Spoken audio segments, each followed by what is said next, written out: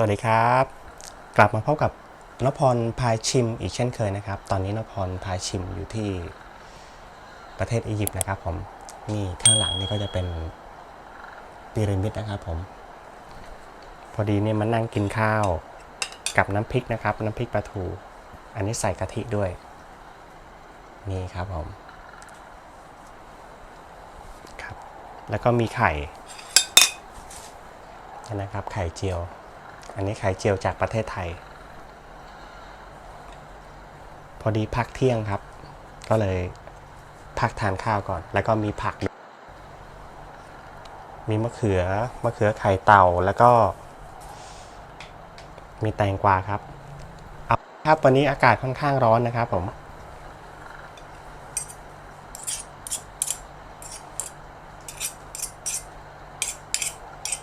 อ้าว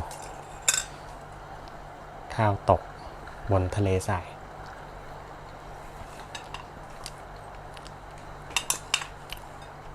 เอาลองเอามะเขือมาลองดูก่อน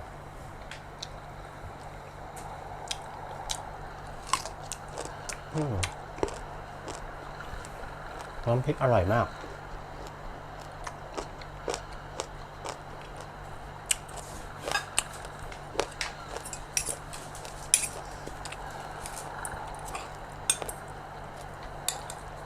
โอเคกินกับไข่เจียวจะเป็นยังไง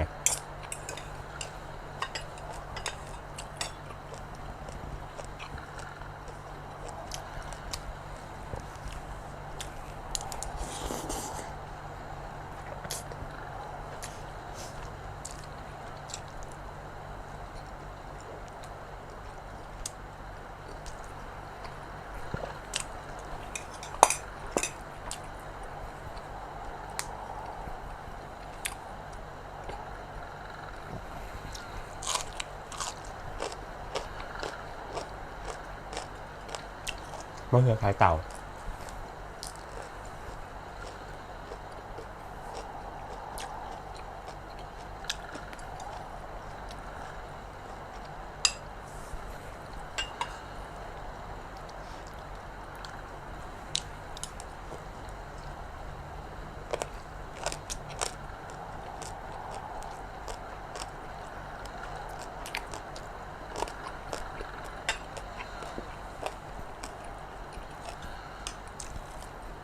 วันนี้อากาศค่อนข้างร้อนนะครับ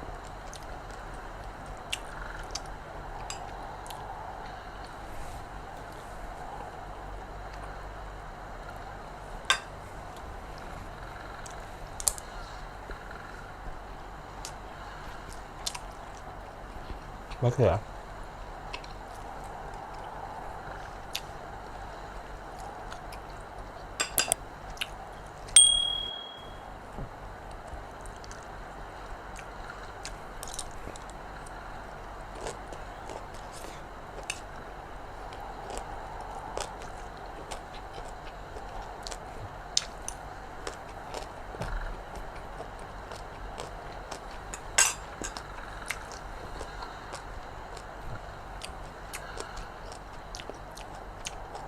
น้ำพริกอร่อยมากครับเอาผักอะไรจิ้มก็อร่อยอันนี้แตงกวา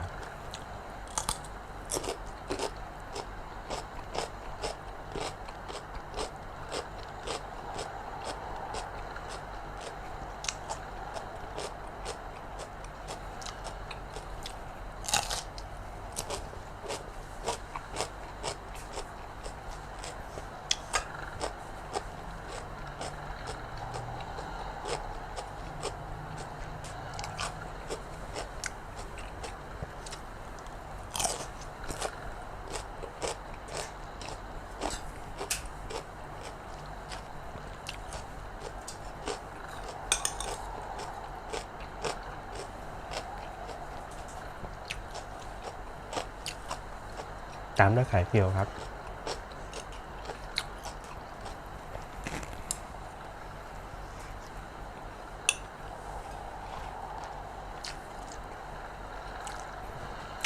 มะเขือไข่เต่า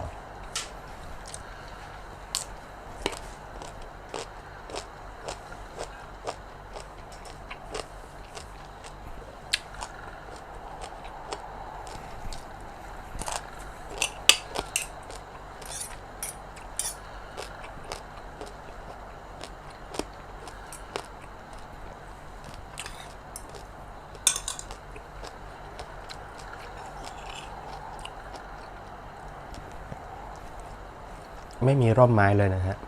อากาศร้อนมากเลย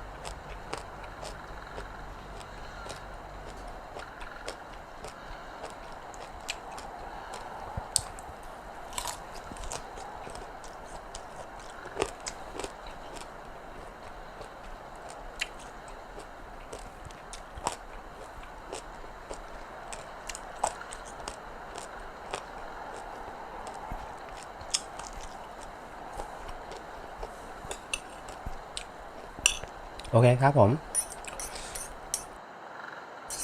อันนี้จะได้เวลาเข้างานแล้วนะครับผมอันนี้ตอนนี้เวลาใกล้จะบ่ายโมงแล้วเดี๋ยวต้องขออนุญาตแบบพักกล้องแล้วก็ไปทำงานก่อนนะครับผมก่อนจากกันวันนี้ฝากเพื่อนๆกดไลค์กด Subscribe เพื่อเป็นกำลังใจให้ช่องนพพาชิมด้วยนะครับคลิปต่อไปจะเป็นอะไรนั้นฝากเพื่อนติดตาม